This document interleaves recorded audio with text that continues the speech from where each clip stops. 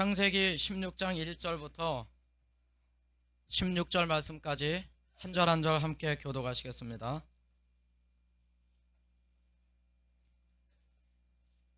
앞쪽 화면에도 성경이 있으니까요, 같이 활용해 주시기 바랍니다. 1절 제가 먼저 읽겠습니다. 아브라함의 아내 사레는 생산치 못하였고 그에게 한 여종이 있으니 애굽 사람이요 이름은 하갈이라.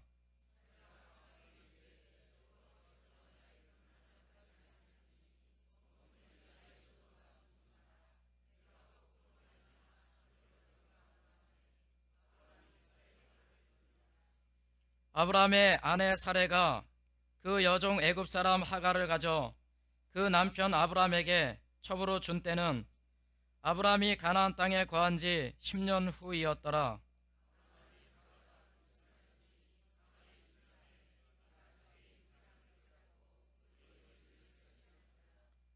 사라가 아브라함에게 이르되 나의 받는 욕은 당신이 받아야 옳도다. 내가 나의 여종을 당신의 품에 두었거늘 그가 자기의 잉태함을 깨닫고 나를 멸시하니 당신과 나 사이에 여호와께서 판단하시기를 원하노라.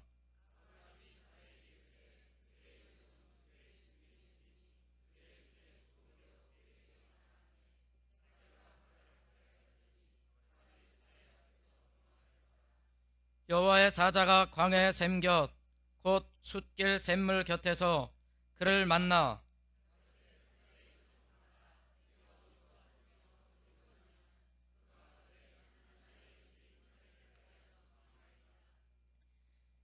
여호와의 사자가 그에게 이르되 네 여주인에게로 돌아가서 그 수하에 복종하라.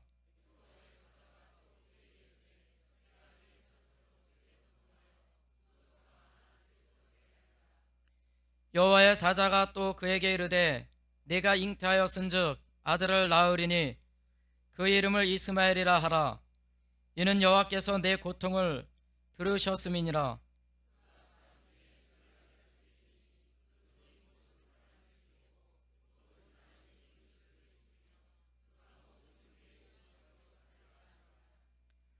하갈이 자기에게 이르신 여호와의 이름을 감찰하시는 하나님이라 하였으니 이는 내가 어떻게 여기서 나를 감찰하시는 하나님을 배웠는고 함이라.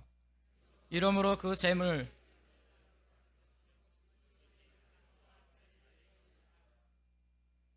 하갈이 아브라함의 아들을 낳음에 아브라함이 하갈을 낳은 후 그 아들을 이름하여 이스마엘이라 하였더라. 하갈이 아브라함에게 이스마엘을 낳을 때 아브라함이 86세였더라. 오늘이 2001년 12월 2일입니다.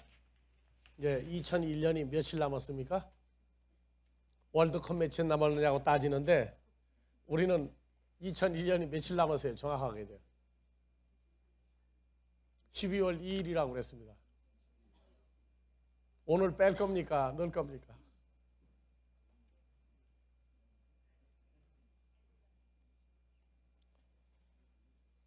벌써 시내에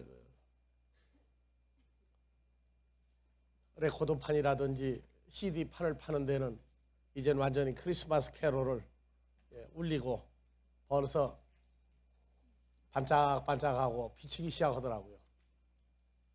세상 사람들이 한 해를 어떻게 보낼 것이냐. 그래서 해마다 살아있을 동안에 송구영신이죠.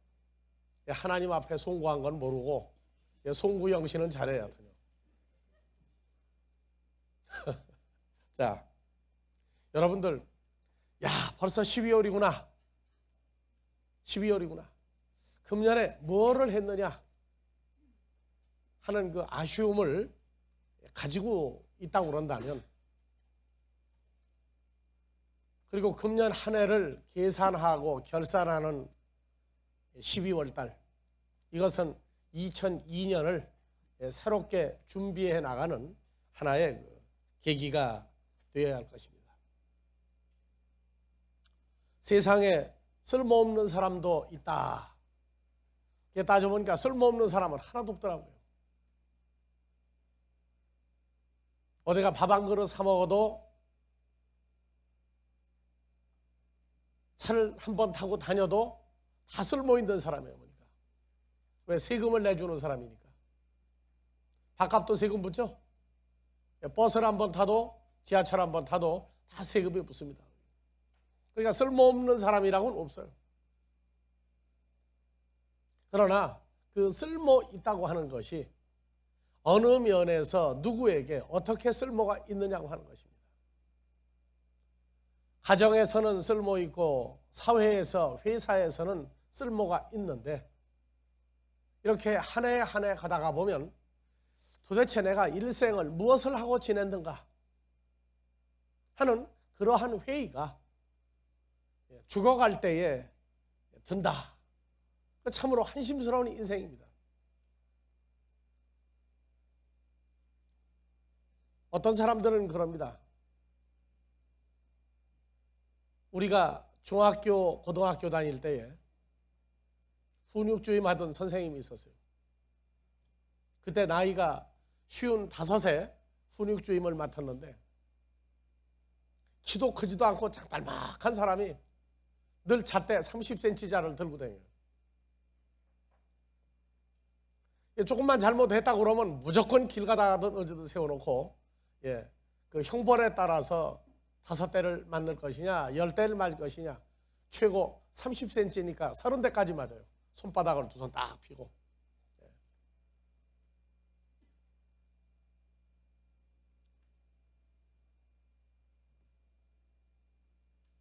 그 선생이 우리 마음에는 야, 저 55이면 이제 다 사는 인생인데 왜? 우리가 중고등학교 때니까 다 사는 인생인데 뭐 그렇게 우리를 그렇게 혼내느냐고. 나도 한번 별것도 아닌데 지나가다가 인사를 똑똑히 않는다고 10대를 맞았어요. 그때부터 선생 보기만 하면은 반바 떨어지는 거예요. 근데 2학기가 끝나가는데 수많은 학생 중에서 날 호명을 해요. 왜 그런가 했더니 말을 안 하고 우리 집에 오라 그러더라고요. 일요일 날 교회도 안 다닐 때니까 갔더니 채점을 맡기는 거예요. 채점을. 학생 중에 보니까 묵묵히 자기 할 일을 잘하는 사람이 내 눈에 너밖에 없더라. 그래서 도덕시험 본 거를 채점을 맡기는데 난 이게 도덕시험 채점을 자신이 없다고 그랬더니 하여튼 네 소신껏 하라고. 소신껏 했어요. 그리고 그날 저녁에 불고기 백반을 사주면서 하는 얘기가 내가 너를 때린 걸 기억을 한다 그러더라고요. 미워서 때렸겠느냐 더 잘 되라고 때렸겠느냐 그래요. 미워서 때렸다고 대답을 못 하잖아요 또 그때. 그래서 앞으로 잘 되라고 때린 걸로 알고 맞았습니다 그랬더니 이 녀석 속으로는 말이지 아직도 억한 심정이 있으면서 그런다 그러신 그 생각이 나요.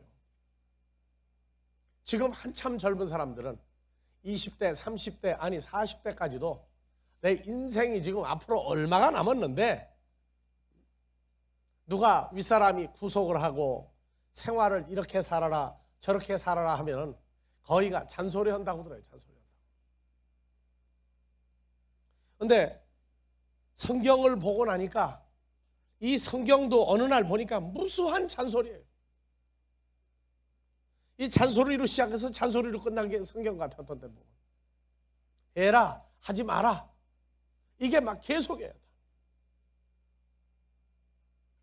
여러분들 눈에는 성경이 어느 면으로 어떻게 비쳤는지 모르지만 어떤 때는 잔소리로도 성경이 보인 때도 있었습니다. 내가 만약에 40에 주님을 만나지 아니하였더라면 하는 생각을 오늘 아침에도 잠시 또 했어요. 세상 일 이제 마무리해 가면서 그저 손자 손녀 이쁘다고 하면서 여행도 하고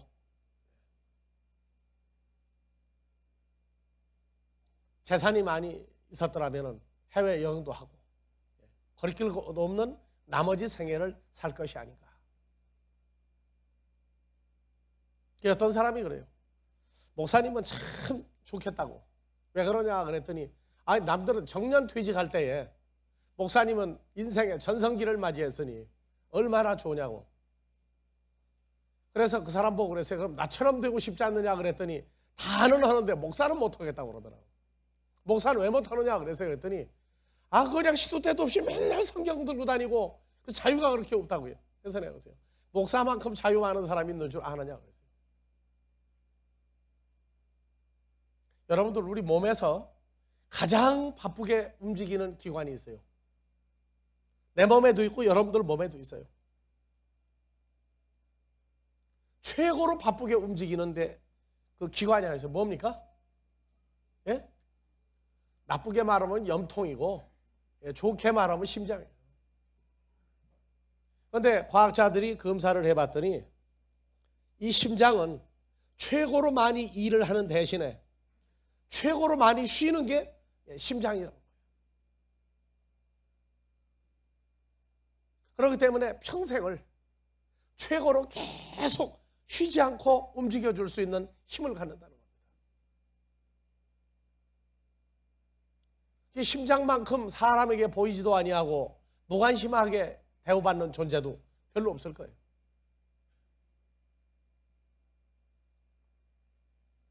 귀한 것은 감추이고 귀한 것은 잘 드러나지 않는 겁니다. 묵묵히 자기 일을 하는데 없으면 안 되는 것.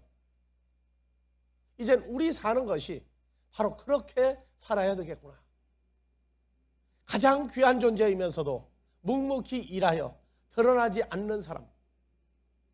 예수를 나타내고 자기는 감추이는 사람. 자, 창세기 16장 16절 한번 다시 봐봅시다. 16절, 예, 다 같이 봐봅시다. 하갈이 아브라함에게 이삭을 낳을 때 아브라함이 86세였더라.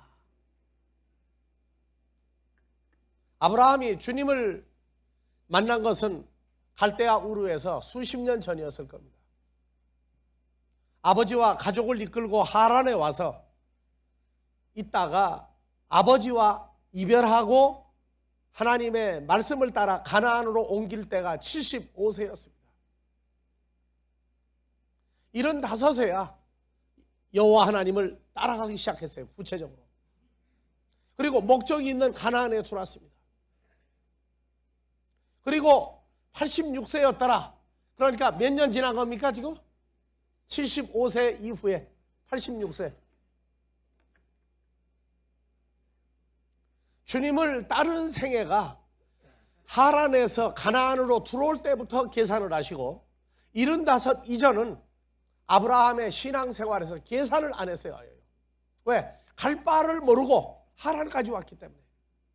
근데 하란에서 이제 가나안에 구체적으로 목적지가 나타났고 목적지에 들어간 그때부터 계산을 하셨어요.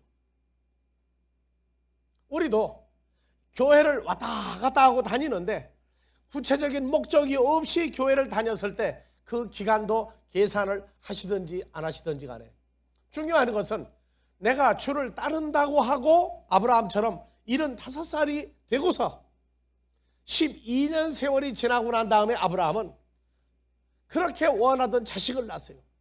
누굴 낳느냐? 이스마엘을 낳았어요.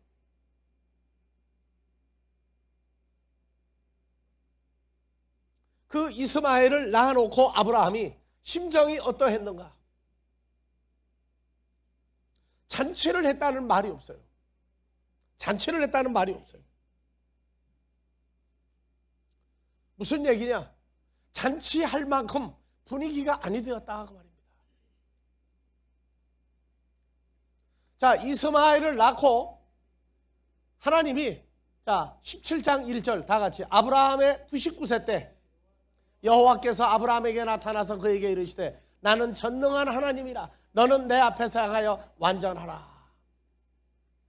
그러니까 86세에 하나님이 원하지 않는 아들 이스마엘을 낳아놓고 99세면 몇 년 지난 겁니까? 14년 세월이 14년에 13년 또는 14년 세월이 지날 때까지 하나님은 아브라함에게 내가 내 앞에서 온전하지 못했다고 말해요. 너는 너의 후사를 이을 자식을 낳았는데 내가 내게 말한 건 내 아내 사라를 통해서지 다른 여자를 통해서가 아니다. 근데 하나님이 책망도 안 하시고 잘했다도 안 하시고 못했다도 안 하시고 완전히 침묵을 13년여 세월을 아브라함에게 나타나지도 아니하시고 침묵을 지켰습니다. 우리에게 있어서 우리가 주님을 만나고 나는 지금 20여 년째예요. 여러분들도 주님을 만나고 지금 내가 지금 이제 보니까 몇 년이구나. 몇 년은 내가 교회를 내 마음대로 목적도 없이 왔다 갔다 했고 내가 교회를 그래도 내가 목적을 가지고 다닐 때가 몇 년부터구나. 이제 금년이 몇 해구나. 복음으로 하나님의 자녀를 낳아서 낳으려고 했느냐? 아니면 낳았느냐? 낳아서 양육하고 있느냐? 아니면 아직도 육신에 속한 자녀만 낳아놓고 그 자녀로 인하여 즐거워하고 있느냐? 아브라함처럼 침묵을 지키시는 하나님을 지금도 만나고 있느냐? 이건 우리가 금년 남은 요 30여일 동안에 한번 계산을 해야 될 겁니다. 나를 사망에서 생명으로 옮겨놓으신 사망의 존재에서 생명인 그리스도와의 연합을 이루신 그 은혜가 감사하다고 그런다면 우리는 나 자신을 돌이켜보는 2001년을 마무리하는 돌이켜보는 기간도 절대적으로 필요하다고 생각을 합니다.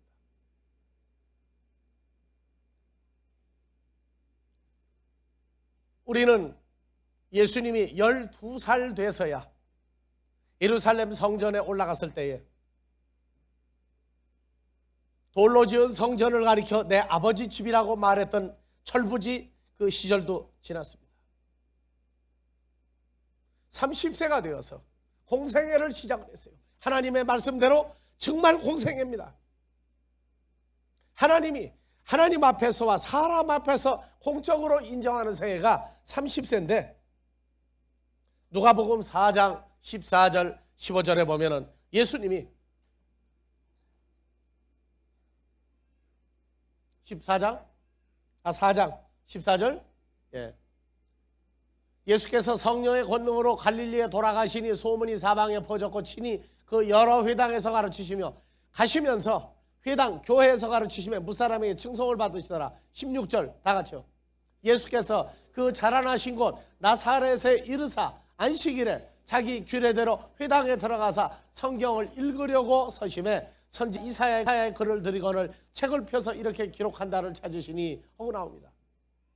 그래서 이 자기 규례대로라고 하는 이 의미를 알지 못하니까 예수님은 30세에 난데없이 하나님의 아들로 등장하는 걸로 나오고 30세쯤 되었더라 이전에는 심지어 프랑스 파리에 있는 루블 박물관에서 인도의 고대 불교 서적을 찾다가 보니까 피우다가 보니까 예수라고 하는 이름을 가진 사람이 인도에 와서 거기서 수행을 하고 요가를 배우고 무슨 기술을 배우고 그래서 예수님이 성경에 보니까 물 위에도 걸어 다녔더라. 물고기를 명하니까 물고기가 모아들더라. 새가 말을 듣더라 해가면서 그러한 기술을 인도에서 배워가지고 갔다 그렇게 얘기하고 있어요. 아닙니다. 이 규례대로라고 하는 이 말이 뒤에 필립이 한번 눌러봐라. 컴퓨터 거예요. 규례대로라고 하는 말이 다 같이 에이오따 이거는 습관 들게 하다, 풍습이 되게 하다. 그래서 마태복음 27장 15절에 6월절에 죄수 놓아주는 전례 규례가 있더니 전부터 어떠어떠한 것들이 습관적으로 있어 왔어요. 그래서 예수님도 누가복음 4장 16절 자기 규례대로 안식일에 규례대로가 무슨 말이냐면 에이오따예요. 늘 하던 습관을 따라서 안식일에 강대상에 쓴 겁니다. 무슨 얘기냐면 요단강에 가서 세례 요한에게 세례 침례 밥티조 받기 이전에도 예수님은 누구였다? 그 나사렛의 회당장이었어요. 회당장. 오늘날로 말하면 나사렛의 교회 목사였다고 말이에요. 하나님은 예수 그리스도의 그 생애를 하나님의 아들로 태어났으나 율법을 따라서 생명을 전수할 수 있는 단계까지는 30세쯤 되었더라 이전까지는 인정을 하지 않은 겁니다. 우리가 금년 2001년 이 12월 달을 기준으로 해서 만약에 복음을 전하러 다녔다면 자기를 위한 육신대로의 복음이냐, 사망에서 벗어나지 못하는 율법을 전했던 사람이냐, 아니면 하나님이 기뻐하는 아들로서의 삶을 살 것인가를 이 12월 달에 다시 한번 규정을 해야 될 것입니다.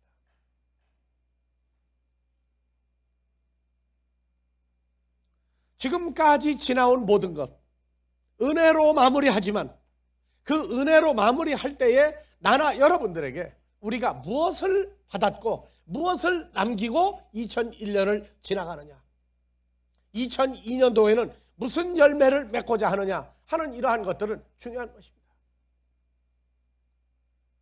하나님 앞에 쓰임을 받는데 두 가지가 있어요.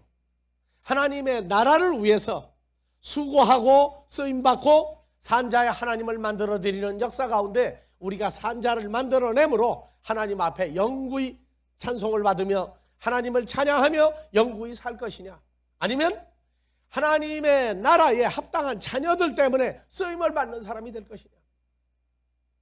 아브라함이 86세에 낳았던 이스마엘, 하나님 앞에 쓰임을 받긴 받았어요. 그러나 하나님 앞에 이르는 영광을 받은 건 아닙니다. 아브라함이 육신으로 자녀를 낳아놨더니 하나님으로 하여금 13년 14년 세월을 침묵을 지키게 만드는 혈과 육의 자식을 낳았단 말이에요. 여러분들은 잘 알 겁니다. 요셉이 야곱의 12아들 중에 애굽에 팔려간 요셉, 17살에 애굽의 종으로 팔려갔을 때, 그리고 애굽에 가서 국무총리가 될 때 30세가 되었어요. 그래서 외국에서 최연소 국무총리, 세계 역사상 가장 최연소로 국무총리가 된 사람은 요셉 이상이 없습니다. 근데 그 요셉이 애굽에 갈 때에 야곱의 10 형제를 들어 쓰기도 했고, 물 없는 구덩이에 넣어서 죽이려다가 애굽에 내려가는 낙타 타고 장사하는 대상들에게 팔았어요. 이스마엘이 창세기 25장 17절 18절에 보면 이스마엘은 향년이 137세 기운이 지나여 죽어 자기 열조에게로 돌아갔고, 이스마엘의 자손들은 다 같이요, 하윌라에서부터 아수르로 통하는 애굽 앞 술까지 이르러 모든 형제 맞은편에 거하였더라. 그래서 이스마엘이 이삭을 떠나서 아수르로 통하는 하윌라에서부터 애굽 앞까지 그 넓은 땅을 자손들이 퍼져가지고 살고 있었어요. 아브라함이 하나님의 말씀을 어기고 낳은 자식을 하나님의 역사를 이루는데 그들을 들어 썼습니다. 창세기 37장 23절에서 28절에 요셉이 형들에게 이르매 형들이 요셉의 옷 곧 그 입은 채색 옷을 벗기고 그를 잡아 구덩이에 던지니 그 구덩이는 빈 것이라 속에 물이 없었더라. 그들이 앉아 음식을 먹다가 눈을 들어 본즉 한때 다 같이요, 이스마엘 족속이 길르앗에서 오는데 그 약대들의 향품과 유향과 몰약을 싣고 애굽으로 내려가는지라. 유다가 자기 형제에게 이르되 우리가 우리 동생을 죽여 그의 피를 은닉한들 무엇이 유익할까? 자, 그를 이스마엘 사람에게 팔고 우리 손을 그에게 대지 말자. 그는 우리의 동생이요 우리의 권력이니라 하며 형제들이 청종하였더라. 때 미디안 사람 상고들이 애굽으로 상고들이 지나는지라. 그들이 요셉을 구덩이에 끌어올리고 은 20개 그를 이스마엘 사람들에게 팔매 상고들이 요셉을 데리고 애굽으로 갔더라. 자, 하나님 나라에 전혀 쓸모가 없는 사람이 될 것이냐, 아니면 하나님 나라에 쓸모가 있는 자식을 낳았는데 쓰임만 당하고 버림을 받을 사람으로 살 것이냐? 요셉같이 형제들이 버림을 당했어. 형제들에 의해서 죽을 고비를 넘기고 애굽에 갔으나 하나님은 그 형제들을 이용해서 애굽에 가서 이스라엘 족속에 생명을 보존하고 아브라함에게 약속한 대로 수백만 명의 히브리 민족을 만드는 역사를 요셉을 통해서 이루었습니다. 우리는 2001년 12월 2일 오늘까지 산 생애가 사람에게 쓸모 있으나 하나님에게 쓸모가 없는 사람이었느냐? 아니면 하나님의 백성들을 양육하는 데 쓰임받다가 버림받을 인생을 살았느냐? 아니면 하나님 앞에 영구히 영존할 수 있는 영생의 존재로 사는 그 길을 갔느냐? 우리가 돌이켜봐야 됩니다.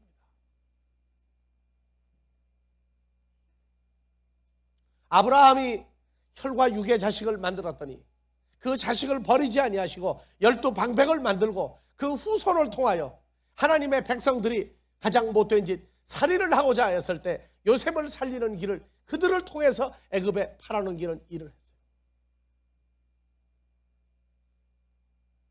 그래서 요셉 애굽에 가서 30세 국무총리가 됐습니다. 히브리 민족이 7년 대기근 가운데 목숨을 보존하여 애굽의 고센 땅에서 목숨을 보존하고 4대 만에 가나안으로 들어올 때 수백만 명을 만들 수 있는 기초를 만들었던 것을 우리는 그저 살다가 이 세상을 작별할 수 있는 그런 인생들은 아닙니다. 우리는 하나님을 아버지라 부르는 하나님의 아들로 태어난 사람들입니다. 우리가 가야 할 길은 정해져 있습니다. 우리 아버지 하나님은 죽은 자의 하나님이 아니에요. 다 같이 산 자의 하나님. 산 자의 하나님. 무슨 얘기냐면 내가 죄로 말미암아 죽을 죄를 지었다는 고백이 끝나고 계속 주로 말미암아 산 자가 되어서 우리에게 보내는 죽은 자를 살려서 아버지 앞에 산 자로 내놓기 때문에 하나님의 자녀는 죽을 자들이 하나도 없다는 얘기예요. 영생하는 자녀들만이 남기 때문에 산 자의 하나님이다. 그래서 아브라함과 이삭과 야곱의 하나님 하면은 산자의 하나님이에요. 그래서 산자의 하나님을 그리스도 예수를 통해서 만드는데 그리스도 예수 안에 있는 하나님의 아들들이다 그렇게 얘기합니다. 누구냐? 아브라함의 복을 받을 사람들이 그리스도 예수 안에 있는 새로운 피조물이라고 얘기했어요. 우리는 언제든지 산자로 하나님 앞에 있는 것이지 살다가 죽다가 죽다가 살다가 하나님 앞에 존재할 수는 없는 자들입니다.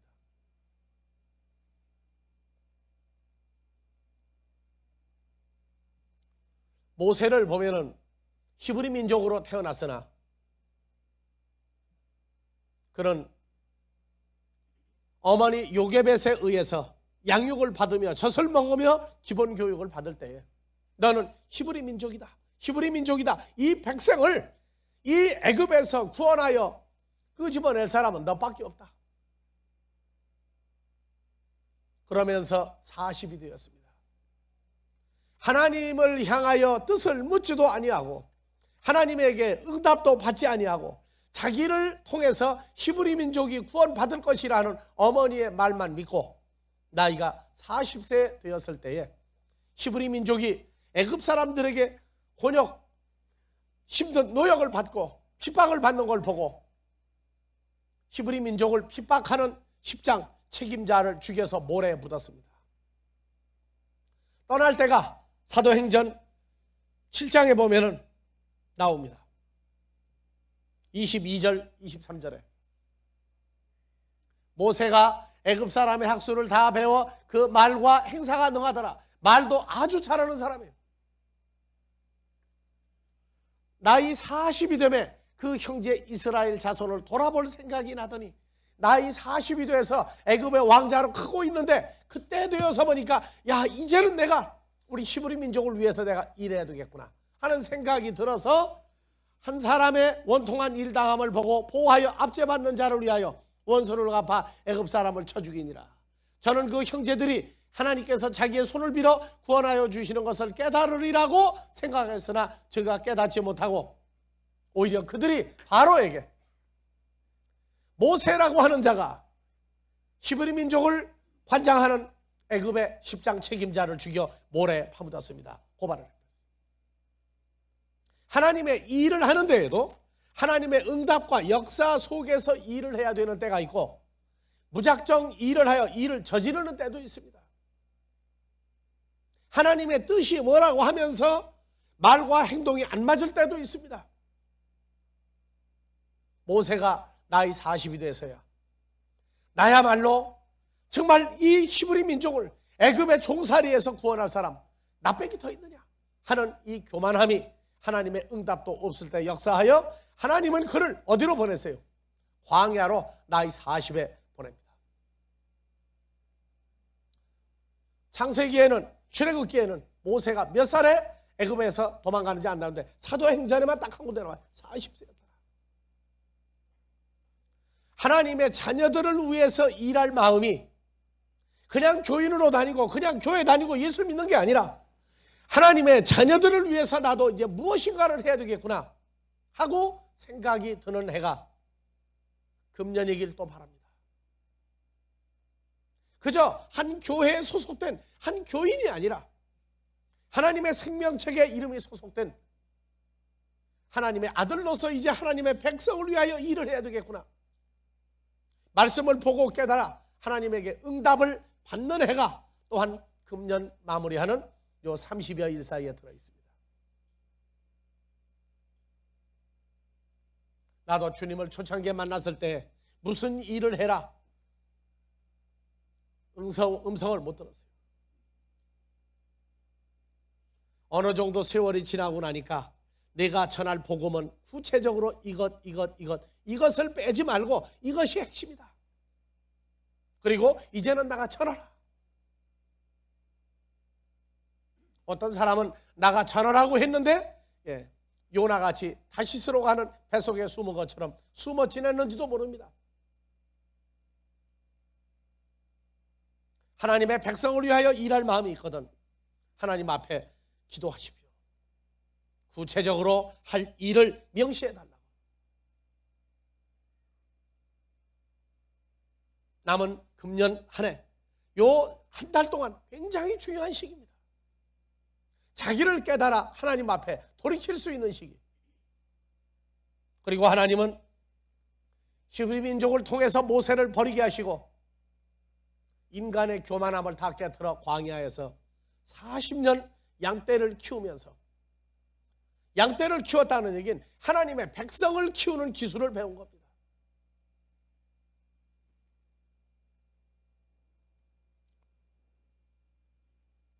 출애굽기 7장 7절에 보니까 모세가 하나님의 말씀을 듣고 떠날 때 바로에게 가서 말할 때 모세는 몇 살이고 80세였고 아론은 83세였더라. 40년 동안 교육을 받고 있었습니다. 여러분들 중에는 지금 모세의 40년 같은 훈련을 지금 통과하는 사람도 있습니다.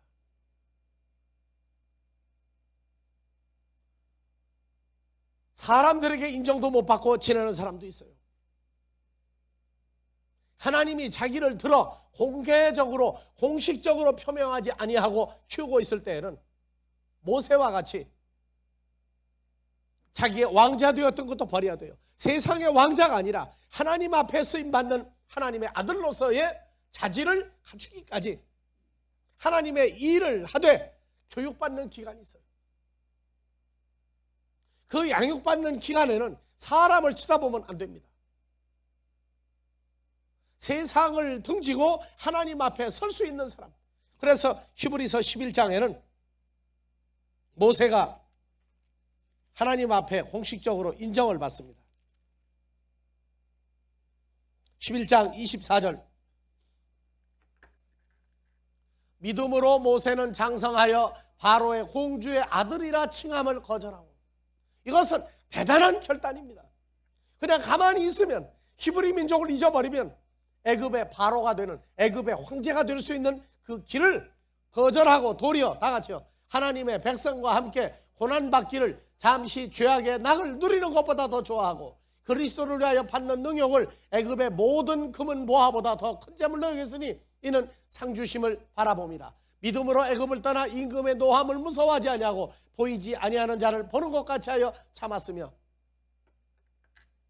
자, 우리는 세상에서 살고 있습니다. 세상을 버리라는 게 아닙니다. 세상 것 가지고 살고 세상에서 살되 우선순위를 먼저 정하라고 말입니다. 하나님의 나라와 하나님의 일을 위하여 세상 것을 취하는 우선순위를 바꿔버리면 됩니다. 어제 갑자기 내가 잘 아는 장로님이 전화가 왔어요. 나하고 참 세상적으로 뗄래야 뗄 수 없는 인연을 가진 장로입니다. 아주 큰 교회 수석 장로급입니다. 한국에 와서 햇수로 12년 세월, 아브라함이 여호와 하나님의 말씀을 듣고 가나안에 들어와서 12년 세월이 된 것 같이 세상 일 때문에 나한테 전화가 왔어요. 그래서 그 장로에게 그랬어요. 남은교 장로님, 내가 한국에 와서 장로님과 하나님 나라의 말씀을 논한 지가 몇 년 됐는지 아느냐 그러니까 허허 웃어요. 아주 웃음소리가 구성지게 참 좋은 음성이에요. 우리 성가대 바리톤급이야. 멋쩍으면 잘 웃는 웃음이에요. 그래서 우리가 초창기에 만나서 하나님의 말씀을 얘기할 때에 어떻게 얘기를 했느냐 그랬더니 자기는 인정한데 대한민국에서 성경 하면은 임목사 따라갈 사람이 있느냐. 그래서 내가 그랬어요. 좋다. 큰 교회 목사님이 장로님 보고 천국 간다고 얘기합니까? 천국 가겠다고 얘기합니까? 그랬더니 웃어요 또. 내가 그랬어요. 큰 교회 장로, 큰 교회 목사라고 해서 하나님 나라 다 가는 거 아니다. 성경이 말한 대로 해야 간다. 그랬더니 그래요. 지금 그러지 않아도 하나씩 정리해 가고 있다 그랬어요. 그래서 내가 물어봤어요. 정리를 언제까지 가야 정리가 끝나느냐? 금년 말이냐? 2002년 다 가야 되느냐 했더니 대답을 안 해요.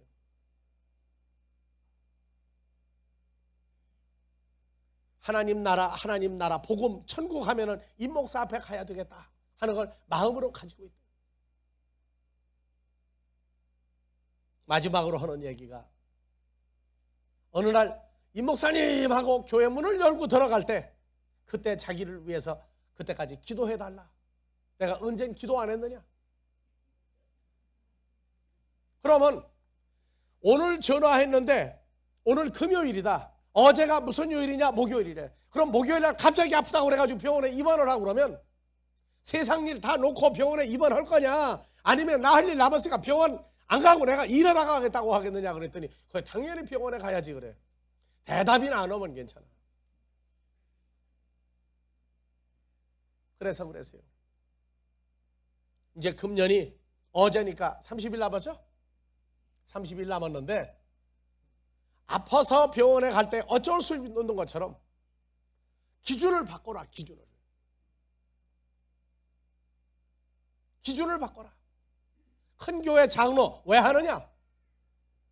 내가 알고 있어 왜 하고 있는지. 그랬더니 또 웃어요. 자기는 사보고 그 교인들하고 연관이 많이 돼 있어요. 또 웃어요. 그게 좋다. 내가 세상 일 노라는 게 아니다. 세상 일을 하되 하나님의 말씀을 우선하여 사는, 하나님의 말씀을 청종하는 기본 단계를 먼저 세워라. 할 일 다 하다가 늙어가지고 할 일 없을 때 우리 교회 문 열고 목사님 이제 내가 왔습니다 하면 내가 어떻게 할 거냐? 다 늙고 꼬부라져 쓸모없는 사람 왔는데 어떻게 하라고 할 거냐 내가?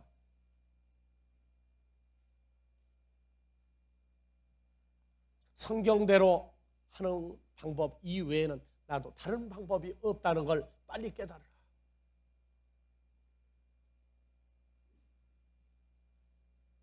그래서 우리는 다 잘 알아요. 부활이 요한복음 5장 29절 선한 자는 생명의 부활로 악한 일을 한 자는 심판의 부활로. 사도행전 24장 14절 15절에 의인과 악인의 부활이 있다. 그 장로님 교회 당회장 목사님에게 도대체가 예수 믿으면 부활을 합니까 안 합니까 하고 무슨 부활을 하느냐고 한 가지만 좀 물어봐라. 그래서 예수 믿으면 부활하지 무슨 부활이냐고 부활을 나누어 주지 않거든. 내일 주일날 도망갈 준비하고 도망가라고 그랬어요. 2001년을 넘기면서 장로님을 위해서 해주는 마지막 한 가지 대답이다 그 얘기예요. 자기가 왜 사는지를 몰라요. 왜 사는지를. 본능적으로 사는 것, 가족을 먹여 살리기 위해 사는 것, 이거는 짐승도예요. 짐승도. 그러나 하나님의 사람들은 왜 살아야 되는지에 대한 기준이 다릅니다. 죄와 사망에서 생명으로 옮겨놓으신 것 기본 은혜입니다. 그러나 근본적인 은혜는 우리가 하나님을 아버지라 부르는 하나님이 우리를 인정하는 아들이고 딸이라고 하는 것입니다. 요 남은 한 달 어떤 사람같이 살 것인지, 아직도 하나님의 응답을 못 받았으면 하나님의 뜻대로 살고자 하는 응답을 받기를 원하는 기도를 하든지, 우선순위를 바꾸지 못했으면 하나님의 뜻대로 하는 걸 우선으로 하고 세상 일을 둘째로 우선순위를 바꾸든지, 복음을 증거해도 하나님을 기쁘게 하는 복음을 증거 못했으면 이제는 하나님이 기쁘게 하는 복음을 증거할 수 있도록 금년 한 해 남은 생애를 하나님 앞에서 경건히 무릎을 꿇고 우리 자신의 변화와 하나님을 기쁘게 할 수 있는 그러한 삶을 살 수 있기를 간절히 간구하는 남은 날들이 되기를 주의 이름으로 축원합니다.